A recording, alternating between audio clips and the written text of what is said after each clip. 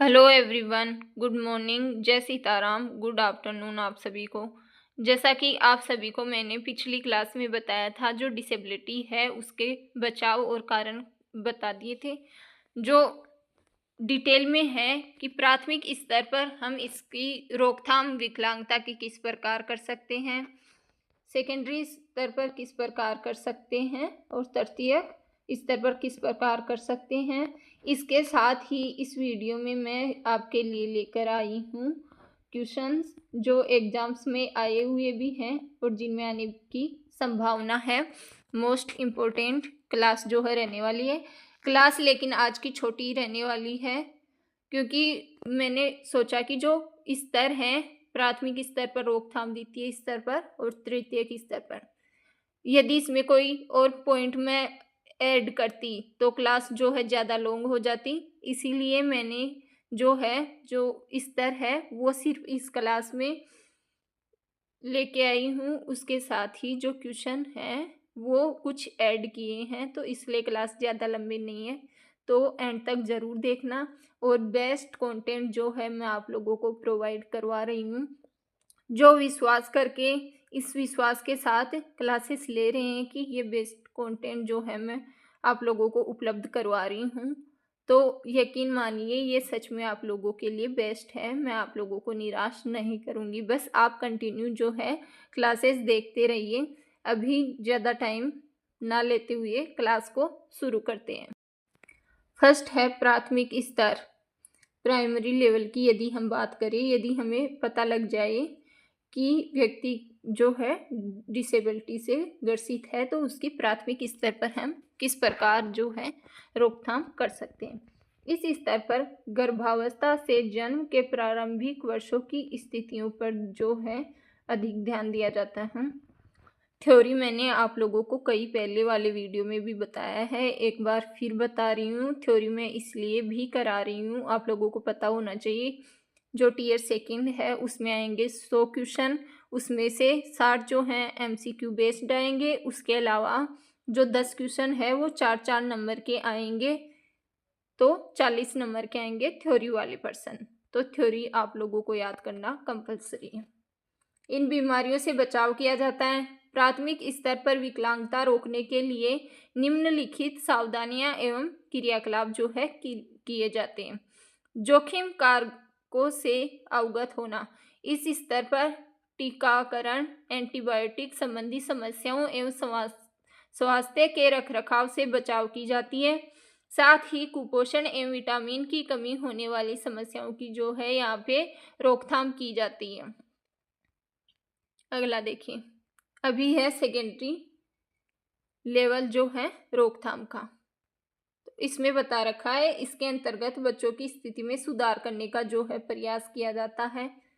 वस्तुतः यह स्तर शीघ्र पहचान से संबंधित है। इसमें समस्या का शीघ्र पहचान कर उचित हस्तक्षेप किया जाता है। द्वितीय स्तर में विकलांगता के शीघ्र उपचार एवं प्रबंधन का प्रयास जो किया जाता है, जैसे नवजात शिशु की आंखों एवं कानों की जांच, श्रवण परीक्षण आदि।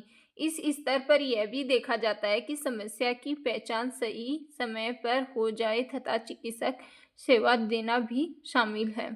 सेकेंडरी स्तर जो है यदि हम बात करें तो शीघ्र हस्तक्षेप से ये जो है वो रिलेट करता है। शीघ्र हस्तक्षेप होता है कि विकलांगता की शीघ्र से शीघ्र जो है हम जल्दी से जल्दी पहचान कर सके।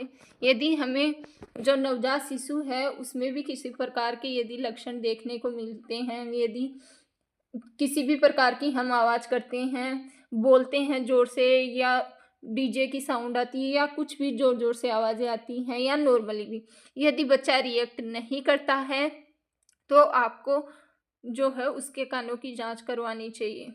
यदि बच्चा देखने में किसी चीज़ को रिएक्ट नहीं करता है तो आपको शिशु की जो है आंखों की जांच करवा लेनी चाहिए, ताकि आप जो है शीघ्र पहचान कर सकें और उपचार भी जो है शीघ्र से शीघ्र स्टार्ट किया जा सके। ये द्वितीय स्तर से जो है रिलेट है। नेक्स्ट देखिए, तृतीय स्तर पर, इस स्तर पर विकलांगता को दी जाने वाली सेवाएं आती हैं। इसका उद्देश्य असमर्थता को कम करना और उसके प्रभाव को कम करना है। होता है। तृतीय स्तर पर माता पिता समुदाय को भी जो है शामिल किया जाता है। चिकित्सक के अलावा जो है माता पिता और समुदाय को इसमें शामिल किया जाता है। प्रबंधन की व्यवस्था की जाती है। इस स्तर पर जो है विकलांगता बच्चों के जीवन कौशल का प्रशिक्षण, शिक्षण, व्यावसायिक तथा सामाजिक क्रियाएं जो है सिखाई जाती हैं। सेकेंड स्तर पर आप लोगों को बताया गया कि शीघ्र पहचान और शीघ्र उपचार स्टार्ट करना चाहिए। यदि हम तृतीय स्तर की बात करें तो इसमें है कि हमें पता लग जाता है कि बच्चे को किस लेवल की जो है डिसेबिलिटी है। यदि कोई शिक्षा प्राप्त कर सकता है तो उसको, यदि कोई विशेष शिक्षा प्राप्त कर सकता है तो उसके माध्यम से उसे शिक्षित किया जा सके। यदि कई बच्चे ऐसे होते हैं जिनमें विकलांगता स्तर बहुत ज़्यादा पाया जाता है, उनको हम प्रशिक्षण के माध्यम से कि वो अपने काम तो स्वयं कर सके, दूसरों के ऊपर डिपेंड ना हो। यदि कोई बच्चा पढ़ने में भी नहीं है तो उसे व्यावसायिक शिक्षा जो है वो भी सिखाई जाती है।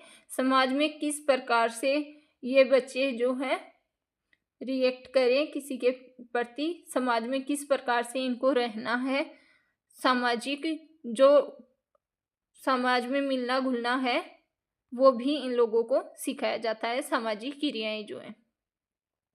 उसके बाद में कुछ क्वेश्चंस लेके आई हूँ। ये टॉपिक कंप्लीट कर दिया है। कल की क्लास जिन बच्चों ने नहीं देखी है वो देख लेना। अभी तक मैंने जो टोटल इससे पहले 6 क्लासेस जो हैं KVS टियर सेकेंड के लिए सिलेबस के अकॉर्डिंग 6 क्लासेस करवा दी हैं। ये 7वीं क्लास है। पूरी क्लासेस है, बहुत ज़्यादा इम्पोर्टेंट है।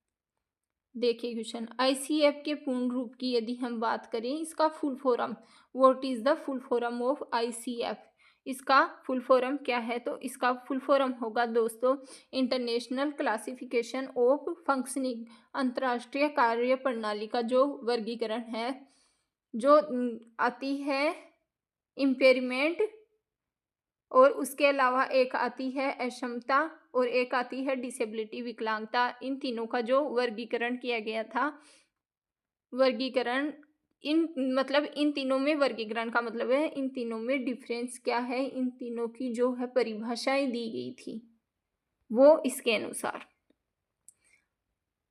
ये रही। वो ICIDH का पूर्ण रूप क्या है?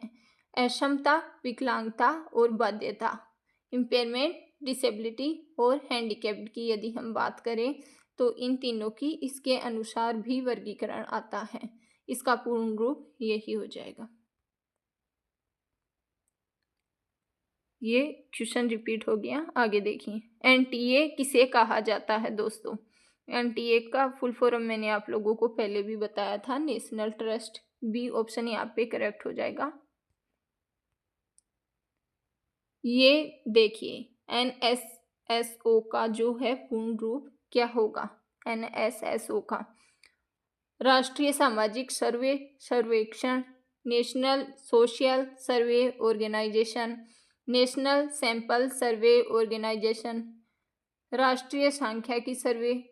इसका जो है बी आंसर यहाँ पे करेक्ट हो जाएगा। मैं आप लोगों को बता देती हूँ, नेशनल सैंपल सर्वे ऑर्गेनाइजेशन, राष्ट्रीय नमूना सर्वेक्षण संगठन।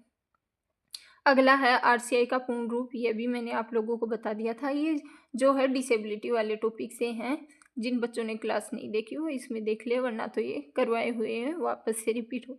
ये देख लीजिए, ये तो सबको पता ही होगा नॉर्मली। WHO का जो फुल फॉर्म है वो क्या है? पूर्ण रूप की यदि हम बात करें, WHO स्टैंड्स फॉर, तो WHO का सबको पता है विश्व स्वास्थ्य संगठन, यानी वर्ल्ड हेल्थ ऑर्गेनाइजेशन जो है इसकी फुल फॉर्म हो जाएगी। ये देखिए आप लोग, IEDC का पूर्ण रूप है वो क्या है?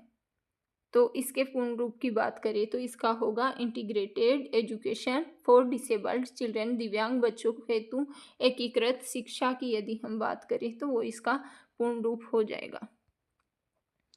अगला है इम्पोर्टेंट क्वेश्चन दोस्तों, भारत में दृष्टिबाधितों के लिए प्रथम विद्यालय की स्थापना कब और कहाँ हुई? तो आप लोगों को बता दूं, अमृतसर में हुई थी 1887 में श्रीमती एनी शार्प द्वारा। आप लोग याद रखना जरूर से।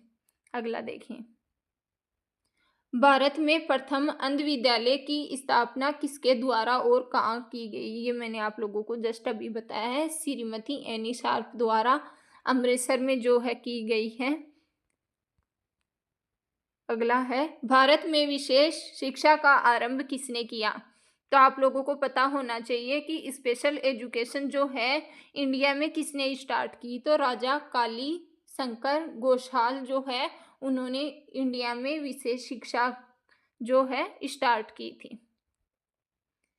नेक्स्ट क्वेश्चन है, भारत में जो प्रथम प्रमस्तिष्कीय पक्षाघात जो पोलियो के अंतर्गत आता है के लिए विद्यालय कब स्थापित हुआ था? यानी सीपी जिसे हम बोलते हैं सेरेब्रल पॉल्सी का जो प्रथम विद्यालय है भारत में कब स्टार्ट हुआ था? तो ये हुआ था 1973 में।